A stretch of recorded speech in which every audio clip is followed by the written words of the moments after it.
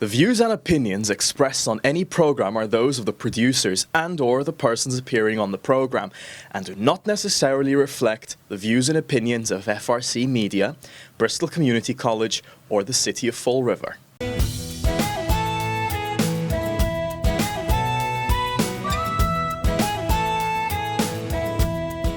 Welcome everyone to Forever Paws. Today we're going to tell you about a fantastic situation that we're in. We are now celebrating our 30th anniversary. And today with me I have representation from the beginning of the board, the middle of the board, semi-middle, and the end of the board, the newest member of our board. So I'm going to start with the old lady here, Joyce Pincinel. She's been right from the beginning. And then we go on to Beverly Andrade, our current treasurer, who's been around for how many years, Bev? 29. 29 years. And then we go to Denise DeVillis-Lopes.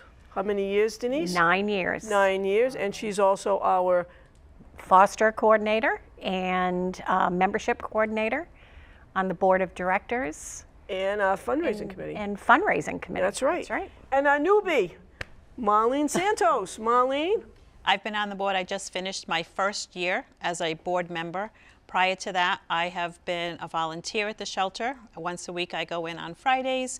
I've been doing that for 4 years. Currently also on the fundraising committee, and anything else that they need that I can help out with, I'm also available. Like Google Doc. Google Docs, that's me.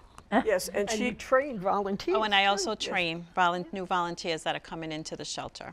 And she's a big help to me for our fundraising, because we have over about 18 people on our fundraising committee, and she is the lady that takes all our minutes, and I greatly appreciate that, because people that can't attend, because we have 18 people, but sometimes we only have 12 in attendance.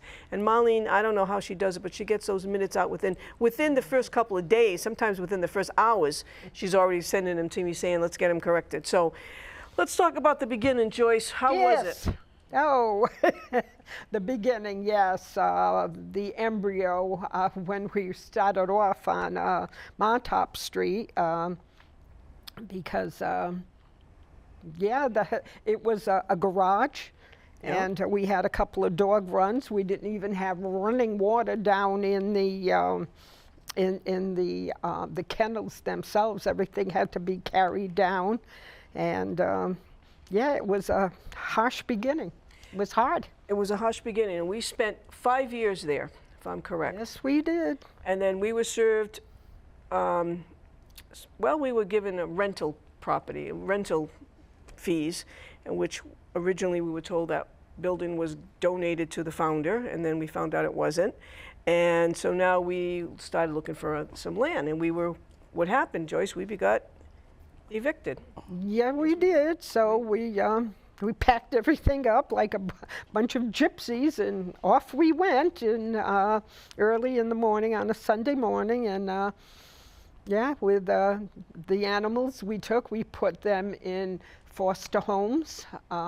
Everybody took a foster animal on the board. Most of us took a foster animal, and we moved out, and we had a storage space put somewhere. So we took what we had at the shelter and we put it into a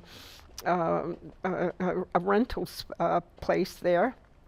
And I think Swansea took some of our animals. We put some of our animals there, and as I said, everybody took animals home.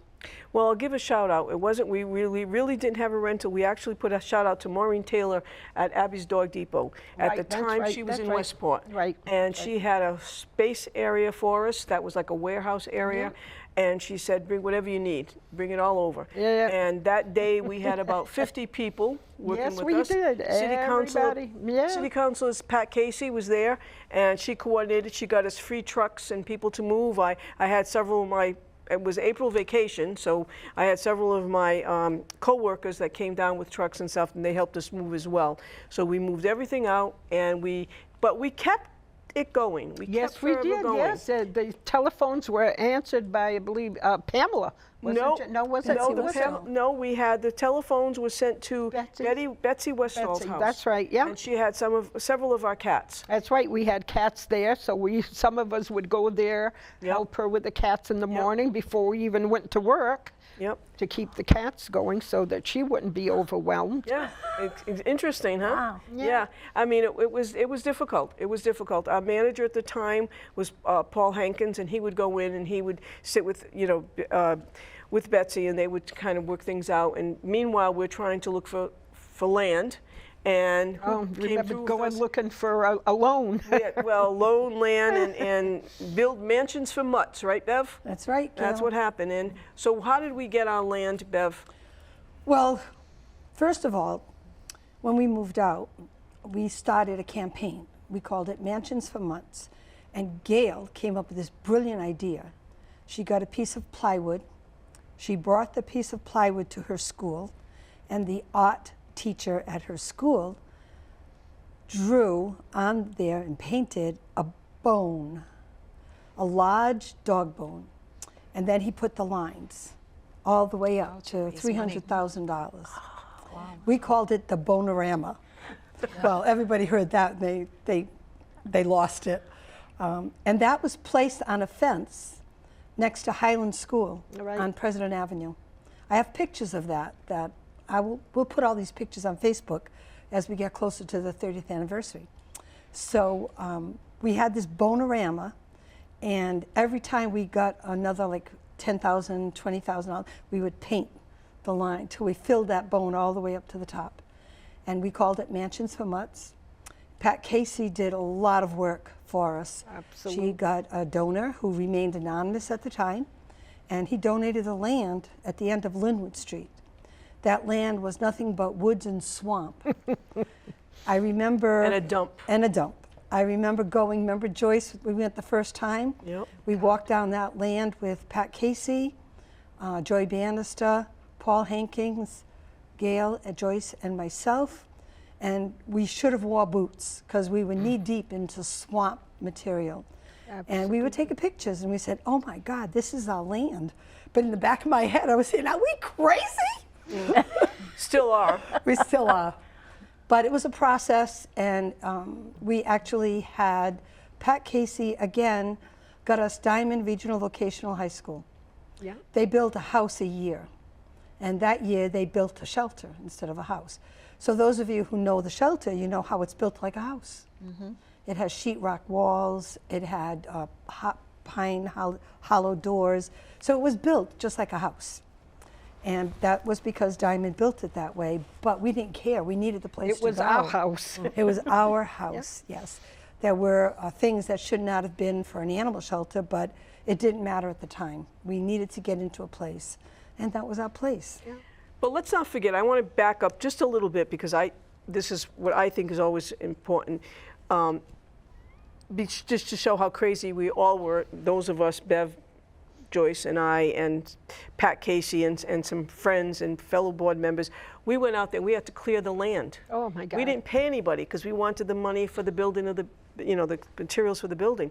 So we went down after work and on weekends, every weekend, and we had a chipper and all that, and we cleared the land ourselves. Chipper, remember the chipper? I remember the chipper. Yeah. Oh yeah. I remember Bev chipped a little bit of Pat Casey's finger. almost off.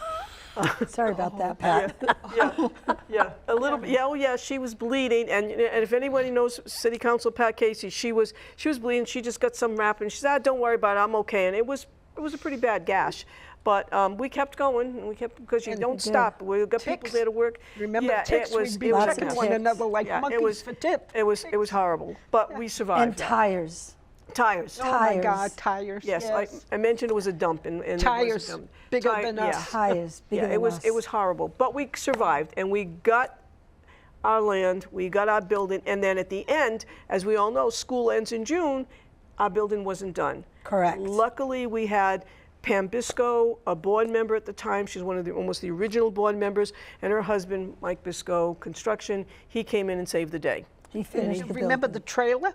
Oh, I remember. We had a the trailer in between. We did have a trailer in between. We had when we moved people out there. in April of 2003, we got an office trailer, and it started to come down the street, but it couldn't, so it had to go all the way back out to the main road, and it had to back up down the street. Dirt road. A dirt road. At the time. It backed up down the street because there was no place for it to turn around. We didn't have that large area.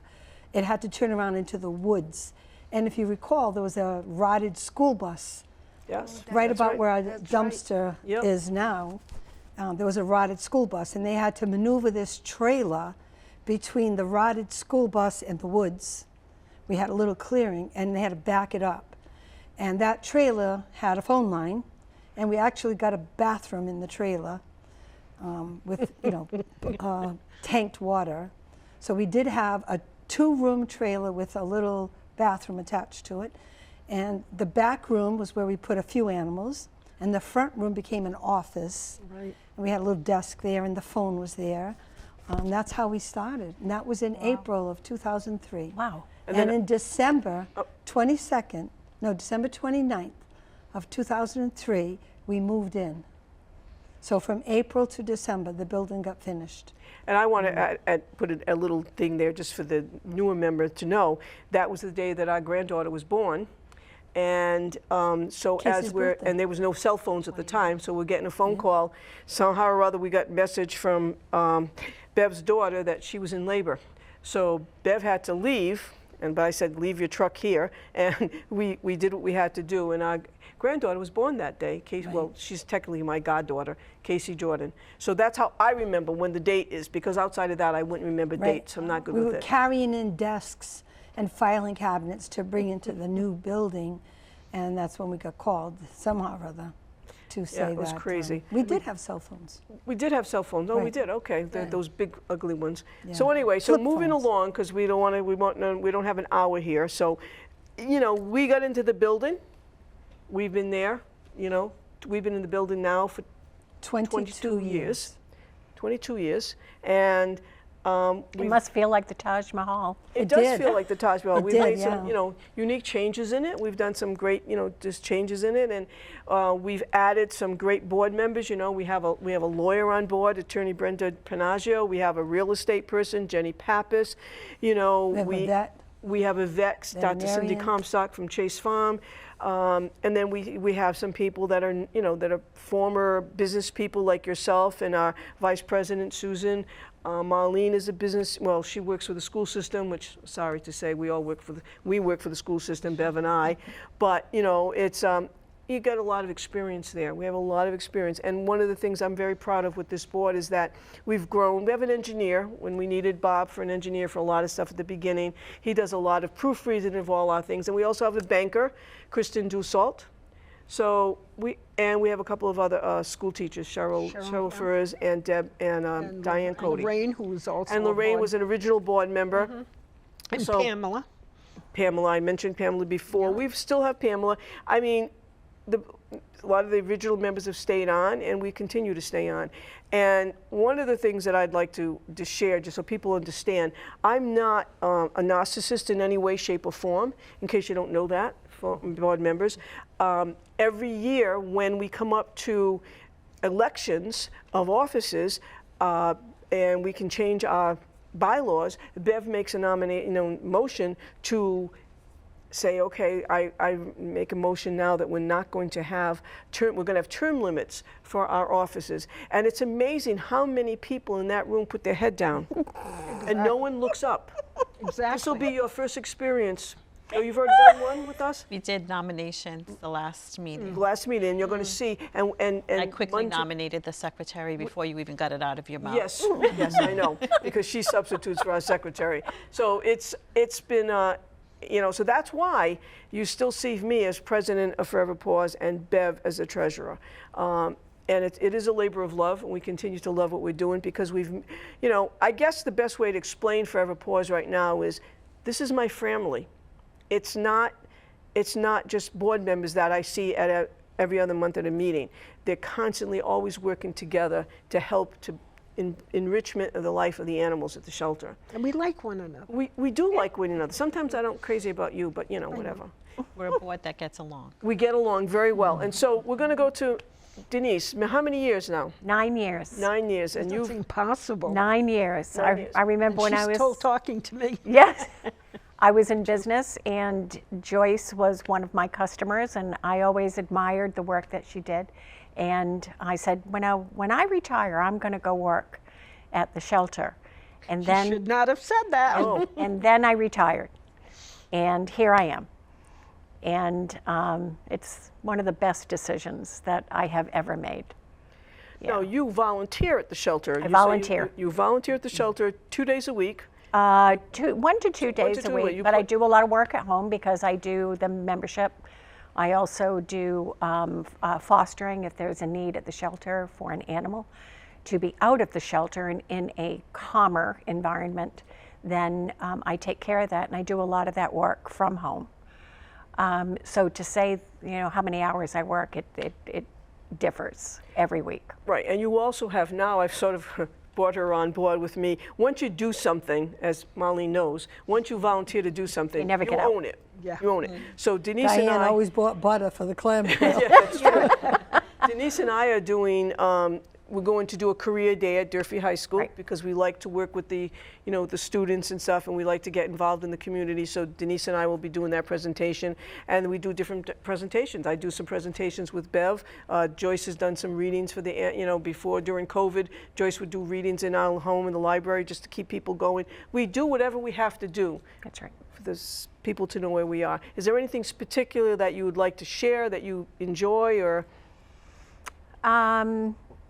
I really enjoy the animals. I mean, just being there and, having contact with them is just such a joy, and I try to have contact with them as much as I can. My dogs at home are not very happy when I come home because they can smell all the other animals. But I think that's the best part, and the camaraderie that we have with the front desk, with the staff. I think it's just an incredible place to be. Thank you. I appreciate that. I propped her. I said, no, I'm only kidding. and Bev, you want to talk a little bit about? I don't have enough time. I know. Maybe you should go to Marlene. That's true. That is very true. Marlene, a newbie. So I met Joyce Pincinel 27 years ago. She was working at the Fall River Public Library, and I would bring my daughters there to the library, and Joyce and I just hit it off really well. And then I became PTO president of my daughter's school, and I needed a guest reader. Well, who reads better than Joyce? There is no one. So Joyce and I have been friends for 27 years, and then she said to me one day, "How would you like to volunteer at the shelter?" And I said, "Okay, I'll try it." 4.5 years later, I'm still trying it. And I do like it. As Denise mentioned, just being with the animals. I tend to stay in the diva room because I can do one-on-one with each cat that I take out. I give them time. As I'm cleaning their cages, they get to wander around the little room that they're in. They're out of their crate area, and they get extra pets. Sometimes they get picked up, they get brushings and an extra treat. So I really enjoy that. And then she said to me, "How would you like to join the fundraising committee?" And I said, "Joyce, I don't know." I said, "Let me try it." I'm still on the fundraising committee. Aren't we all? So on that, what I do is, I'm with the committee, and we think of different ways on raising funds for the shelter. And I also, as Gail mentioned, I take the minutes. And then a year ago, I was approached by Joyce, and she said, "How would you like to be a board member?" And I was like, "Oh, I don't think so." And then I had a meet and greet with Gail, a personal one, and I said, "Okay, I'll try it for a year." I've been here a year and a half. Okay. And I don't think I'm going anywhere. And she's still talking. And I'm still talking to everyone. As Denise mentioned, it's more of a camaraderie of everyone. As Gail mentioned, I don't consider these ladies here as my board members. I do consider them family members. So they're my extended family. We get along really well. Our main focus is the animals. That's what we're here for, to try to raise funds, make their life easier and better. And if it wasn't for the board and all the committees and the incredibly hardworking staff at the shelter, they never stop. Like those girls and boys there. They're younger than me. I'll call them girls and boys. They never stop. When you have a question, they answer it for you, and they get right back to work. So being part of Forever Paws, to me, is more of an honor than just a volunteering. Oh, Thank you. Thank you. Thank you. So Here we go. You got it all started. Uh-oh. February school vacation, 1996. I knocked on the door on Montauk Street, and Joey Bannister opened the door. It was about 7:15 in the morning. I said, "Hey, I'm Beverly. I'd like to volunteer." And then here I am. I'm still volunteering. So that was a long time ago. I remember June of 1996, I called up Gail and I said, "I can't do this alone. I need help." I was washing dishes, doing laundry, walking all the dogs, cleaning all the cat cages, all by myself. And I said to Gail, "I need help." And she said, "I'm allergic to animals." I said, "I don't care." I said, "You need to get down here and start washing dishes." So Gail came down in June, started washing dishes, doing laundry, and after that, around July, we said, "We need help." We put out a plea. We told Joey Bannister, "We're going to have a plea. We're going to need volunteers." We put an ad in the paper. We had a meeting at night, and we got a bunch of volunteers that came down. And in that crew was Julie Kaczynski, Jan Kaczynski, who are no longer with us. They were in our first crew, and they were with us until they passed. And then we came up with another idea. We came up with, let's have a fundraising committee. Why are we going to do this all by ourselves? So we started the fundraising committee. And then we just kept on growing. And then we told Joy, "You need more people on the board. You can't have just 4 people on the board or 5 people. Half of them never come. Then you have nobody." So we started inviting people to the board, and Joy agreed, and we had a bigger board. We went up to 12. And then we built a new building.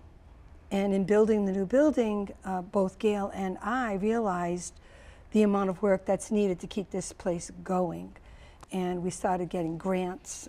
We had hired different managers along the way. Gail and I were instrumental in hiring the people. And finally, I don't have to do that anymore. We hired a person that does that now. So it's been a long, long time.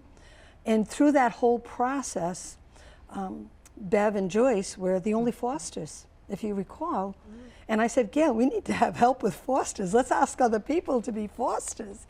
Hence, Denise came along and she organized the fosters. But in the beginning, like our backyard has a little graveyard of all the fosters that didn't make it. I would have little infants that were found on the street by themselves, bottle feed them, try to get them to come back, and they didn't make it. I'd bury them in the backyard. So all those years of fostering taught me a lot about animals. I always loved animals as a kid, but going into Forever Paws and being a part of the Forever Paws family and getting all the friends that we've had along the way, I cannot believe it's going to be 30 years, and I've been in it for 29 of those 30 years.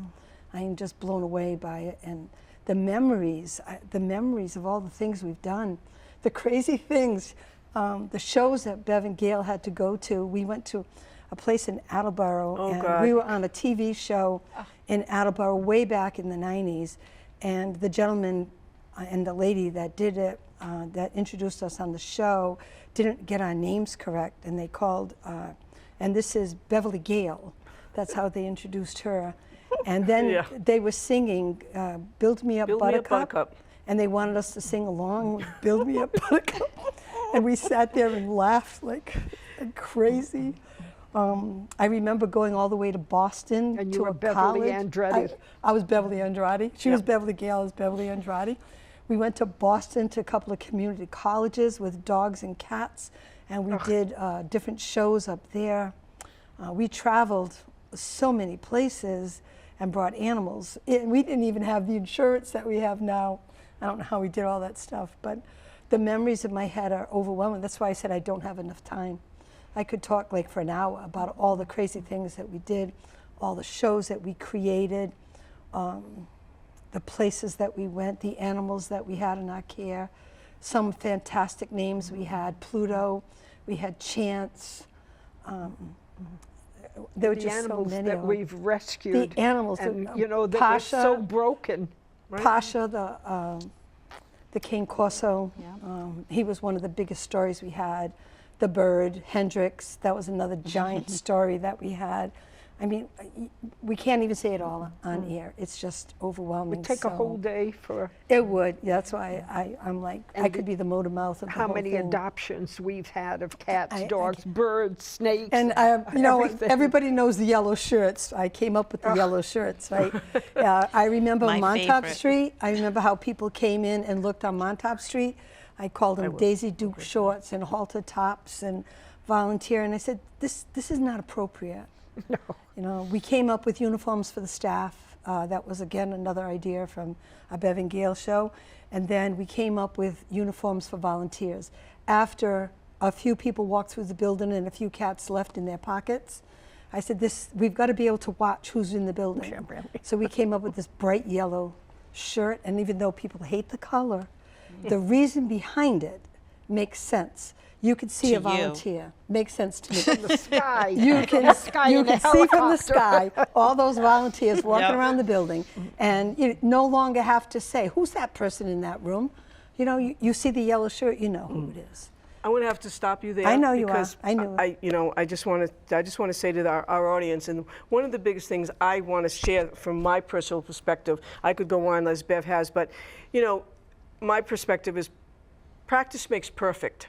And I think I have found the perfect director for our shelter. Ariana Silva is now, I don't know, I've had like 4 or 5 directors that we have, shelter managers we've called, and we change our titles, it doesn't matter. The bottom line is we now have Ariana, who has done an awesome job in her leadership with our shelter. So again, folks, we are tooting our own horn. We're very proud of who we are and what we've done over the last 30 years. But what we're saying to you now is you need to support us. We have several events coming up. We need you to go on our website, www.foverpaws.com, social media, Facebook. We're on Twitter. We're on YouTube, TikTok, you name it, Instagram. We try to do it. And remember, 80% of that is volunteers. This is all people here that are volunteering. We do have a paid staff. We have up to 12 people now on staff. Several people are full-time, several are not, but they are all dedicated. They all volunteer. They take fosters when they can. It is amazing the job that our shelter does, what our staff does, and our volunteers and the board of directors. So we can't thank you enough, but please, folks, remember, Forever Paws, we do need money. We are always in need of money. We are always in need of support. Come to our events. Enjoy your time with us. If you have any questions, you can always call the shelter, ask for one of us, and we'd be more than happy. We don't work there, but you can call 508-678-0804. We are looking for big donations. We've got some big money issues coming up in the future for the buildings, and we could use any support that you're able to give us. We would really appreciate that. So again, thank you so much for listening. I hope you enjoyed our show. I want to thank my fellow family and board members for coming today. Thank you very much. And everyone, remember, 30 wonderful years of Forever Paws. We want to continue to do a great job. So please come and support us. Thank you.